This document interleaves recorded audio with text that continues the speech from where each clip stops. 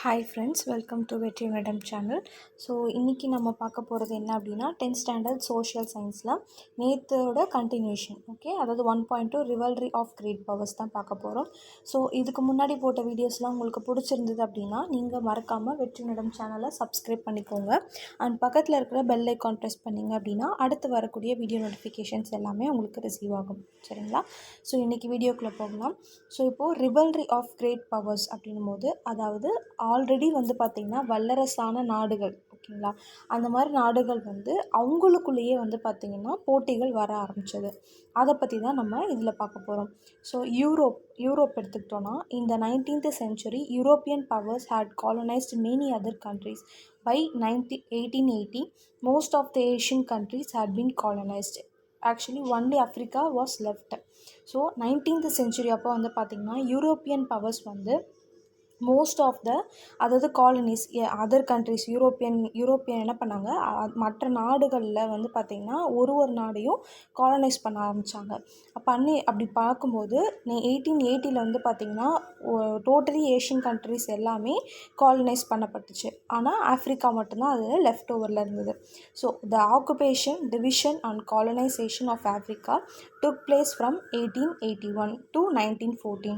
So ஆஃப்ரிக்காவையும் colonize பண்ண ஆரம்பித்தாங்க. அதாவது அதை பகுதிகளாக பிரித்து அதை காலனைஸ் பண்ணி அதை கண்ட்ரோல் பண்ணுறதுக்கு ஸ்டார்ட் பண்ணது பார்த்திங்கன்னா 1881 1914. So after 1870 England, France, Belgium, Italy and Germany joint in the scramble for colonies. அதாவது இந்த நாடுகளும், அதாவது 1870க்கு அப்புறம் England, France, Belgium, Italy, Germany இந்த நாடுகளும் என்ன பண்ண ஆரம்பித்தாங்க அப்படின்னு பார்த்திங்கன்னா, அதாவது மற்ற நாடுகளை நம்ம காலனைஸ் பண்ணி அதை நம்ம கண்ட்ரோலில் வைக்கணும் அப்படின்னு சொல்லி நம்ம இந்த மாதிரி இங்கிலாந்து, ஃப்ரான்ஸ் எல்லாமே இந்த மாதிரி ஆப்ஷனுக்கு வர ஆரம்பிச்சிட்டாங்க. ஸோ நெக்ஸ்ட் என்ன ஆச்சு அப்படின்னு பார்த்தோம்னா, கிளாஷஸ் அமாங்ஸ்ட் கிரேட் பவர்ஸ். அதாவது இவங்க ஒரு நாடையாக நம்ம கவர் பண்ணோம் அப்படின்னு சொல்லி நினச்சிட்டு இருக்கும்போது அவங்களுக்குள்ளேயே பார்த்திங்கன்னா நிறைய கிளாஷஸ், சண்டைகள் ஏற்பட ஆரம்பிச்சது. So despite the lead in industrial growth and the control of a vast empire, England was not satisfied. Actually England பார்த்திங்கன்னா தொழில் சார்ந்த வளர்ச்சியிலையும் அண்டு மேக்ஸிமம் இடங்களை பார்த்திங்கன்னா இங்கிலாந்து தான் கண்ட்ரோல் பண்ணிகிட்டு இருந்தாங்க. பட் இது அவங்களுக்கு பத்தலை. ஏன் அப்படின்னா, England was in competition with Germany and the United States which were producing cheaper manufactured goods and thus capturing England market. So என்ன ஆச்சு அப்படின்னு பார்த்தீங்கன்னா, இங்கிலாந்துக்கும் ஜெர்மனி, யூஎஸ்க்கும் பார்த்திங்கன்னா காம்படிஷன் நடந்துகிட்டு இருந்துச்சு. எதில் அப்படின்னா, இந்த ஜெர்மனியும் யுனைடெட் ஸ்டேட்ஸும் அவங்க என்ன பண்ண ஆரம்பித்தாங்கன்னா, அந்த உணவுப் பொருட்கள், அதான் கூட்ஸ்லாம் இருக்குது இல்லையா, ஸோ அந்த மாதிரி அதாவது சீப்பாக செய்ய ஆரம்பித்து இங்கிலாந்து மார்க்கெட்டையே தோற்கடிக்கிற அளவுக்கு அவங்க முன்னேறிட்டு இருந்தாங்க. So national rivalry led to frequent clashes between these great powers in Asia, Africa and Europe. So இந்த மாதிரியான விஷயங்கள் என்ன ஆச்சு அப்படின்னு பார்த்திங்கன்னா, கண்டினியூஸாக இவங்களுக்குள்ள சண்டைகள், பிரச்சனைகள் வர்றதுக்கு காரணமாக இருந்தது. ஸோ இந்த இங்கிலாந்து, ஏஷியா, ஆஃப்ரிக்கா அண்ட் யூரோப்புக்குள்ளேயே இந்த மாதிரி பிரச்சனைகள் வந்துட்டு இருந்தது. நெக்ஸ்ட்டு ஏஷியாவில் ரைஸ் ஆஃப் ஜப்பான். ஸோ ஜப்பானோடைய எழுச்சியை பற்றி தான் நம்ம பார்க்க போகிறோம். So in Asia, Japan during this period Meiji era from 1867 to 1912. இந்த பீரியடில் imitating western nations had become their equal in many respects. அதாவது வெஸ்டர்ன் நேஷனை அவங்க ஃபாலோ பண்ண ஆரம்பித்தாங்க. ஓகேவா? அதாவது மற்ற விஷயங்கள், ஓகேங்களா, அவங்களுடைய இது மட்டும் ஃபாலோ பண்ணாமல் வெஸ்டர்ன் நேஷன்ஸோடைய அவங்களுடைய மெத்தட்ஸையும் அவங்க ஃபாலோ பண்ண ஆரம்பித்தாங்க. So the outlook of the ruler still remain feudal, Japan took to western education and missionary. So அவங்களுக்குள்ள அந்த இது பார்த்திங்கன்னா, அவங்களுடைய அந்த இதை ஃபாலோ பண்ணிகிட்டு இருந்தாலும் கூட வெஸ்டர்ன் நேஷன் அந்த கல்ச்சர், அந்த எஜுகேஷன், அவங்களுடைய தொழிற்சார்ந்த வளர்ச்சிகள் எப்படி இருக்குது அதெல்லாம் நம்ம ஃபாலோ பண்ணணும்னு சொல்லி அதை ஃபாலோ பண்ண ஆரம்பித்து with a modern army and navy. So என்ன பண்ணிட்டாங்க, ஒரு மாடர்னான, அதாவது மாடர்ன் அந்த காலத்துக்கு தகுந்தாப்பில் ஆர்மியும் நேவியும் அவங்க என்ன பண்ணிட்டாங்க, எப்படி சொல்கிறது, உற்பத்தி பண்ண ஆரம்பிச்சிட்டாங்க. So Japan had emerged as an advanced industrialised power. So என்ன ஆகிட்டாங்க, இந்த மாதிரி அவங்க இம்ப்ரூவ் பண்ணி பண்ணி பண்ணி ஒரு அட்வான்ஸ்டான ஒரு இண்டஸ்ட்ரியல் தொழில் சார்ந்த அவங்களோட, அதாவது அந்த வீரர்களாகட்டும், அந்த டெக்னாலஜிக்கல் லெவலாக அவங்களுடைய பவரை இன்க்ரீஸ் பண்ணிக்கிட்டாங்க. So in 1894 she forced a war on China. So இந்த பவரை வச்சுட்டு என்ன பண்ணாங்க, சைனாவில் போர் தொடுக்க ஆரம்பித்தாங்க. The crushing defeat of China by Little Japan in the Sino-Japanese War 1894-95 surprised the world despite the warning of the இது வரைக்கும் நான் சொல்கிறேன். அதாவது 1894 சைனா வந்து பார்த்திங்கன்னா, சைனாக்கு மேலே ஜப்பான் வந்து போர் தொடுக்கிறாங்க. ஸோ இந்த ஒரு வார் வந்து பார்த்திங்கன்னா உலகத்தையே திரும்பி பார்க்க வச்சுது. ஒரு சின்ன நாடான சைனா வந்து எப்படி வந்து சின்ன நாடான ஜப்பான் வந்து எப்படி வந்து அவ்வளோ பெரிய மக்கள் தொகை இருக்கக்கூடிய சைனாவை வந்து டிஃபீட் பண்ணாங்க அப்படின்னு சொல்லிட்டு எல்லாருக்குமே ஒரு சர்ப்ரைஸ் இருந்தது. So despite the warning of the 3 great powers Russia, Germany and France, Japan annex the Liao. So actually வந்து பார்த்திங்கன்னா இந்த ரஷ்யா, ஜெர்மனி, ஃப்ரான்ஸ் இவங்க எல்லாருமே வந்து பார்த்திங்கன்னா கிரேட் பவர்ஸ், அதாவது அதிகமான ஆட்சி அமைப்பு இருக்கக்கூடிய வல்லரசு நாடுகளாக இருந்தது. அவங்க சொல்லியும் கேட்காம ஜப்பான் என்ன பண்ணுச்சு அப்படின்னா, இந்த லியோட்டாங் பெனின்சுலாவை போர்ட் ஆர்த்தரோட சேர்த்து இவங்க ரூல் பண்ண ஆரம்பித்தாங்க. By this action Japan proved that it was the strongest nation of the East Asia. So இதை வந்து அவங்க கைப்பற்றினதுக்கப்புறமா என்னாச்சுன்னா ஜப்பான் வந்து ப்ரூவ் பண்ண ஆரம்பித்தாங்க, அவங்க தான் வந்து இந்த ஈஸ்ட் ஏஷியாவிலே ஸ்ட்ராங்கஸ்ட் நேஷன் அப்படின்னு சொல்லிட்டு.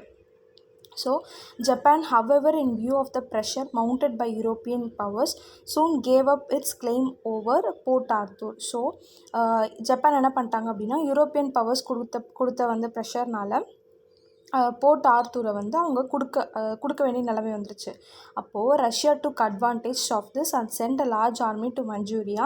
Japan entered into an alliance with England in 1902 and demanded that Russia withdraw troops from Manchuria. அதாவது ரஷ்யா என்ன பண்ணுறாங்க அப்படின்னா, ஜப்பான் மேலே இந்த ஒரு பாயிண்ட்டை யூஸ் பண்ணிக்கிட்டு அவங்கள வந்து டிஃபீட் பண்ணோம் அப்படின்னு சொல்லி முன் வரும்போது ஜப்பான் வந்து இங்கிலாந்து கூட லிங்க் பண்ணிவிட்டு அவங்க என்ன பண்ணிட்டாங்க, இந்த வித்ட்ரா பண்ணுங்கள், இந்த முயற்சியை கைவிடுங்க அப்படின்னு சொல்லிட்டு அவங்கள சொன்னாங்க. So Russia under estimated Japan. So இந்த மாதிரி சொன்ன உடனே ரஷ்யா வந்து ஜப்பானை குறைச்சி மதிப்பிடுறாங்க, அவ்வளோ பெரிய நாடு இல்லை அப்படின்ற மாதிரி அவங்களுடைய இதை வந்து வளத்தை வந்து அவ்வளோ பெருசாக நினச்சிக்காமல் அண்டர் எஸ்டிமேட் பண்ணிட்டாங்க. So in 1904 the war began between the 2 countries.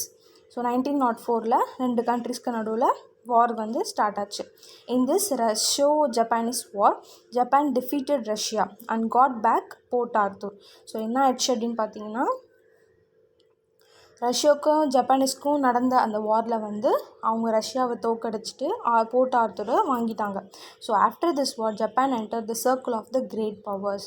So என்ன ஆகிட்டாங்க அப்படின்னு பார்த்தீங்கன்னா, அவங்க வந்து இன்னுமே, அதாவது ஒரு ரஷ்யா வந்து ஒரு பெரிய நாடு, அந்த அதாவது வல்லரசாக இருக்கக்கூடிய ஒரு நாட்டை வந்து டிஃபீட் பண்ணிட்டாங்கன்னு சொல்லிட்டு அவங்களும் அந்த கிரேட் பவர்ஸாக இருக்கக்கூடிய அந்த நாடுகளோட லிஸ்ட்டில் இவங்களும் போயிட்டாங்க. நெக்ஸ்ட் வந்து strong arm diplomacy of Japan. After 1905 Japan took control of Korean domestic and foreign policy. The assassination of a prominent Japanese diplomat provided the excuse in 1910 for Japanese annexation of Korea. அதாவது ஜப்பானை சேர்ந்த ஒரு வீரரை வந்து இது பண்ணாலுமே, அதாவது அவங்கள கொண்டுட்டாலுமே என்னாச்சு அப்படின்னு பார்த்தீங்கன்னா, கொரியனோட டொமஸ்டிக் அண்ட் ஃபாரின் பாலிசி, அதாவது அவங்களுடைய அந்த நாட்டு வளத்துலேயும் சரி, உள்நாட்டு வெளிநாட்டு தகவல் அந்த மாதிரி விஷயங்கள் எல்லாத்துலேயுமே ஜப்பான் வந்து கண்ட்ரோல் பண்ண ஆரம்பித்தாங்க. The confusion in China following the downfall of the Manchu dynasty in 1912 provided Japan an opportunity for further expansion. So சைனாக்கு ஏற்பட்ட அந்த மஞ்சு டைனாஸ்டியில் ஏற்பட்ட அந்த ஒரு டவுன்ஃபால் வந்து ஜப்பானுக்கு வந்து இன்னும் வந்து ஃபர்தராக அவங்களுடைய அந்த விஷயங்களை எக்ஸ்பேண்ட் பண்ணுறதுக்கு, அவங்க நாட்டை எக்ஸ்பேண்ட் பண்ணுறதுக்கு வந்து யூஸ் ஆச்சு. Japan demanded the transfer of German rights in Shantung to Japan and the recognition of Japanese hold over Manchuria. This strong arm diplomacy aroused the hostility of both China and the European powers. So வந்து பார்த்திங்கன்னா அந்த ஷட்டுங்கிற இதுக்கு மேலே இருந்த ஜெர்மனோட ரைட்ஸையும் இவங்க என்ன பண்ணிட்டாங்க, இவங்களுக்கு ஜப்பான் வந்து கண்ட்ரோல் பண்ண ஆரம்பிச்சிட்டாங்க. ஸோ என்ன ஆயிடுச்சு அப்படின்னு பார்த்தீங்கன்னா, இவங்களுடைய ஜப்பானோட இந்த ஒரு விஷயமும் வந்து சைனா, யூரோப்பியன் பவர்ஸ் கிட்ட வந்து அந்த பகையை உருவாக்குறதுக்கு ஸ்டார்ட் ஆச்சு. அதாவது அவங்களுக்குள்ள இந்த நாடை எப்படியா டிஃபீட் பண்ணணும் அப்படின்ற மாதிரி அவங்களுக்குள்ள அந்த பகை கிளம்பிக்கிட்டே இருந்துச்சு. ஸோ இருந்தாலுமே ஜப்பானை அதாவது அவங்கள வந்து அழிக்கிற லெவலுக்கு யார்கிட்டயும் அந்த அளவுக்கு பவர்ஸ் இல்லாத அளவுக்கு இருந்தாங்க. ஸோ இந்த இடத்துல அவங்களுக்கு பகை மட்டும் ஃபார்ம் ஆயிருக்கு. So next colonisation and it's fall out. In 1976 barely 10% of Africa was under European rule. So வந்து ஆஃப்ரிக்காவில் மொத்தமாகவே 10% தான் யூரோப்பியன் ரூல் கீழே இருந்தது. But by 1900, that is 1900, practically the whole of Africa was colonised. So 1900 என்ன ஆயிடுச்சுன்னா மொத்த ஆஃப்ரிக்காவும் 10% இருந்தது. கிட்டத்தட்ட அவங்க வந்து பார்த்திங்கன்னா ஒரு மோர் தென் 20 இயர்ஸ்க்குள்ளே வந்து மொத்த ஆஃப்ரிக்காவும் வந்து காலனைஸ் பண்ணிட்டாங்க. Britain, France and Belgium had divided the continent between them, leaving a few areas for Germany and Italy. பிரிட்டனும் ஃப்ரான்ஸும் என்ன பண்ணாங்க அப்படின்னா, பெல்ஜியமும் அந்த காண்டினெண்ட்டை வந்து அவங்களுக்குள்ளேயே டிவைட் பண்ணி அவங்களால எப்படி கண்ட்ரோல் பண்ண முடியும், அவங்களுக்குள்ள அந்த பேசி அவங்க டிவைட் பண்ணி அவங்க வந்து அதை வந்து ஆள ஆரம்பிச்சிட்டாங்க. கொஞ்சம் ஏரியா மட்டும் ஜெர்மனிக்கும் இட்டாலிக்கும் கொடுத்துட்டு. So Britain, France, Russia and Germany also establish spheres of influence in China. So Britain, France, Russia, Germany எல்லாமே என்ன பண்ணிட்டாங்க அப்படின்னா, ஸ்பியர்ஸ் ஆஃப் இன்ஃப்ளூயன்ஸ் என்னும்போது அவங்களுடைய அந்த செல்வாக்கு மிக்க நிலங்கள் அப்படின்னு சொல்லுவாங்க. சைனாவில் இந்த 4 கண்ட்ரிஸுக்கும் செல்வாக்கு இருக்கக்கூடிய நிலங்களாக சில பகுதிகளாக மாற்றிக்கிட்டாங்க. So Japan took over Korea and Taiwan. Japan என்ன பண்ணிட்டாங்க, கொரியாவும் தைவானையும் அவங்க டேக் ஓவர் பண்ணிக்கிட்டாங்க. ஃப்ரான்ஸ் வந்து கான்கோர்ட் இந்தோ சைனா வந்து பார்த்திங்கன்னா ஃப்ரான்ஸ் வந்து அவங்க ஆட்சி பண்ண ஆரம்பிச்சிட்டு இருந்தாங்க. So the US took the Philippines from Spain and Britain and Russia agree to partition Iran. So US என்ன பண்ணிட்டாங்கன்னா ஸ்பெயின்லேருந்து பிலிப்பைன்ஸ் எடுத்துக்கிட்டாங்க. பிரிட்டன் அண்ட் ரஷ்யா வந்து அந்த ஈரானை பார்ட்டிஷன் பண்ணி பிரிட்டனும் ரஷ்யாவும் அதை ரூல் பண்ண ஆரம்பித்தாங்க. So the first European attempts to carve out colonies in Africa resulted in bloody battles. That is இந்த மாதிரி யூரோப்பியனோட அட்டம்ப்ட் ஒரு ஆஃப்ரிக்காவையே பிரித்து ஒரு காலனைஸாக பிரித்து, அதாவது சின்ன சின்ன ஊர்களாக பிரித்து அவங்கவுங்க ஆள்றதுக்குன்னு பிரிக்கும்போது அவங்களுக்குள்ள என்னாச்சு அப்படின்னா, அதாவது போர் தொடக்க பிளட்டி பேட்டில்ஸ் அப்படின்னும் போது இராணுவம் உள்ளே இறங்கி ஒருத்தரையும், அதாவது மனுஷங்க கொல்லப்படுற அளவுக்கு பேட்டில்ஸ் பிடிக்க ஆரம்பிச்சுது. The French had to fight a long and bitter war to conquer Algeria and Senegal. So French வந்து ஃபைட் பண்ணாங்க அல்ஜீரியாவையும் செனிகலையும் அவங்க கவர் பண்ணுறதுக்கு. The British lost to the Zulus and the Sudanese army. So British வந்து lost பண்ணிட்டாங்க ஜுலஸ்கிட்டையும் Sudanese ஆர்மிக்கிட்டையும். The Italian army suffered a devastating defeat at the hands of the Ethiopian army at Adwa. So என்ன ஆயிடுச்சு அப்படின்னு வந்து பார்த்திங்கன்னா, Italian army வந்து இவங்கக்கிட்ட வந்து போர் தொடுக்க ஆரம்பித்தாலும் கூட ஃபைனலாக வந்து என்ன ஆயிடுச்சு அப்படின்னு பார்த்திங்கன்னா, எத்தியோப்பியன் ஆர்மி கையில் தான் இந்த போர் வந்து இருந்தது. இந்த போர் வந்து முடிவு, அதாவது எத்தியோப்பியன் ஆர்மி தான் கடைசியில் வந்து முன்னுரிமையில் இருந்தாங்க, அவங்க தான் வின் பண்ணாங்க. ஸோ இது வரைக்கும் வந்து நம்ம இந்த ரிவல்ரி ஆஃப் கிரேட் பவர்ஸ், அந்த கிரேட் பவர்ஸ்குள்ளே என்னென்ன விஷயங்கள் நடந்ததுன்னு பார்த்தோம்.